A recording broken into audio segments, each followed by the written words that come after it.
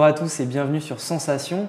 L'UNSS, l'Union nationale du sport scolaire, est l'une des plus importantes fédérations sportives de France et permet aux élèves de collège et de lycée de pratiquer une activité sportive en dehors de leurs heures de cours.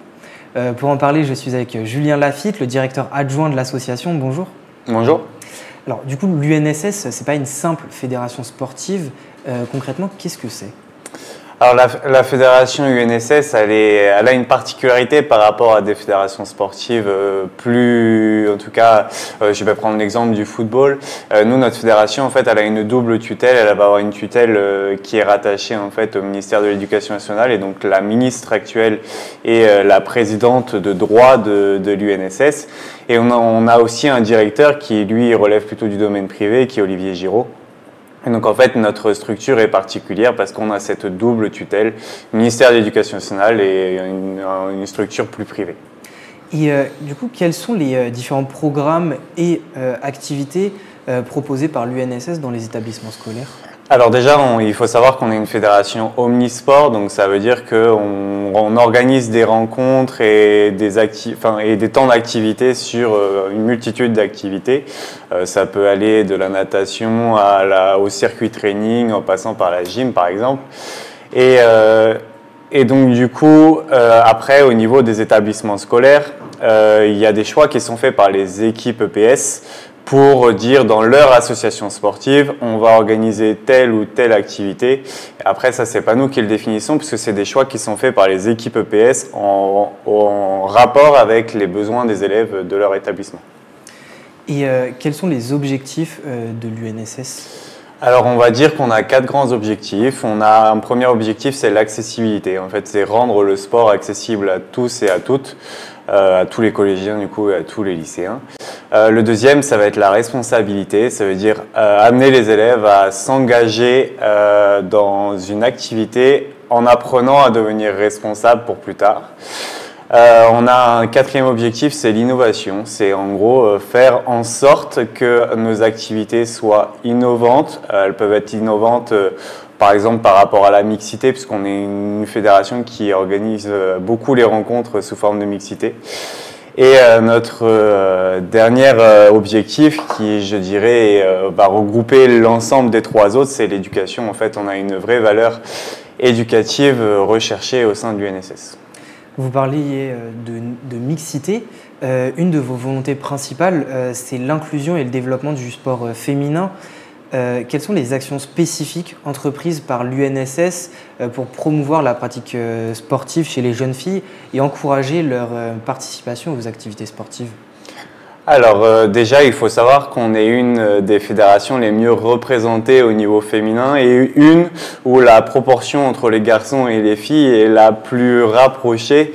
Là, actuellement, sur le territoire essonnien, on est à 60% de licenciés garçons, 40% de licenciés filles. Il y a très peu de fédérations qui sont capables d'avoir cette proportion-là.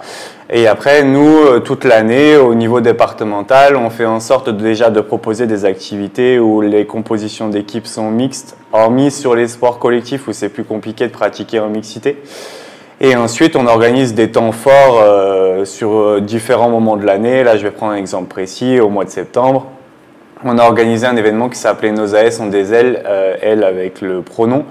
Et donc l'idée, en fait, c'était d'engager les filles dans une pratique d'activité physique. Et l'après-midi, elles étaient sensibilisées avec des intervenantes sur la place des femmes dans le sport. Et en fait, on les a sensibilisées sur le fait qu'elles ont pleinement leur place à prendre dans ce domaine, que ce soit en tant que pratiquante ou en tant que dirigeante ou sur d'autres domaines.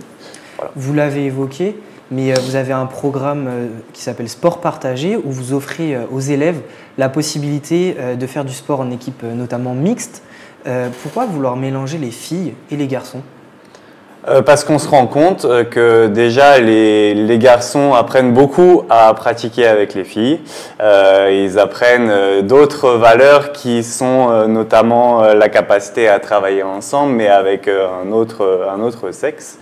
Et les filles en tirent également un bénéfice puisque on décloisonne un peu ces stéréotypes de les filles doivent pratiquer ensemble et puis elles sont moins bonnes que les garçons.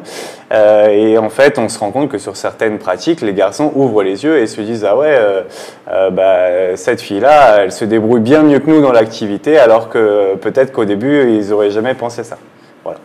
D'accord. Et l'UNSS, du coup, ne s'implique pas seulement dans le développement du sport féminin, mais également dans l'inclusion des personnes en situation de handicap, donc toujours dans le sport, notamment du coup avec ce fameux programme Sport Partagé. Est-ce que vous pouvez nous expliquer ce qu'il est et comment est-ce que ça fonctionne ?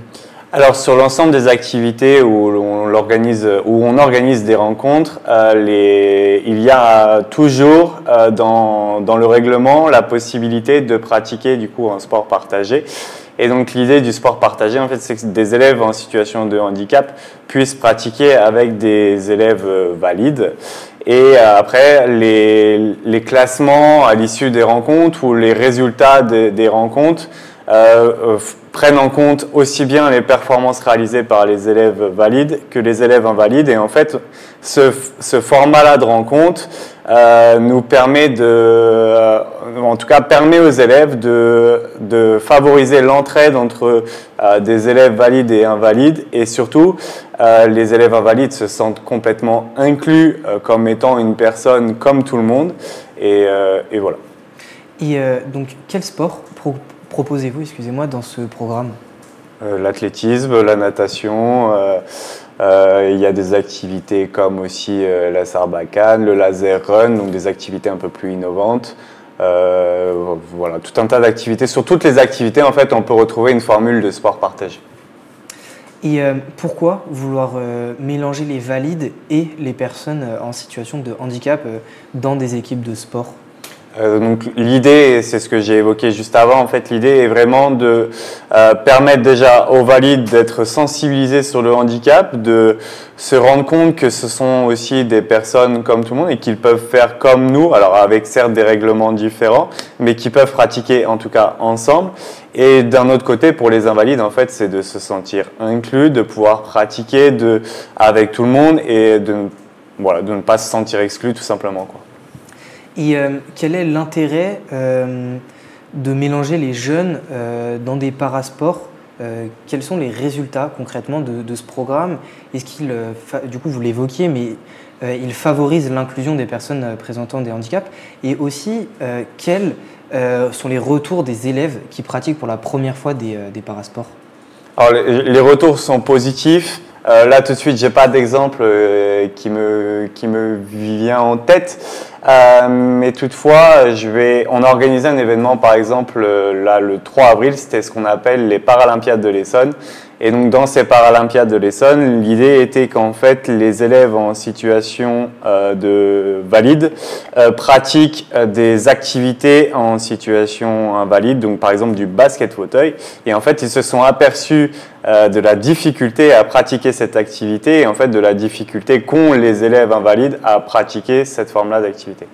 Donc en fait c'est vraiment on sensibilise les élèves au handicap et on leur permet de se rendre compte de la difficulté de ce que vivent ces personnes-là. Vous ne sensibilisez pas uniquement sur ça, vous sensibilisez également les jeunes à faire du sport de manière générale, qu'ils soient valides ou invalides. Pourquoi cette volonté de les inciter, entre guillemets, à faire justement du sport ? Alors la première chose, c'est que c'est un constat, les jeunes pratiquent de moins en moins d'activités physiques. Il me semble qu'il y a une étude qui est sortie il y a peu de temps, montrant que les capacités physiques des jeunes a diminué de 25% en l'espace de 15 ou 20 ans.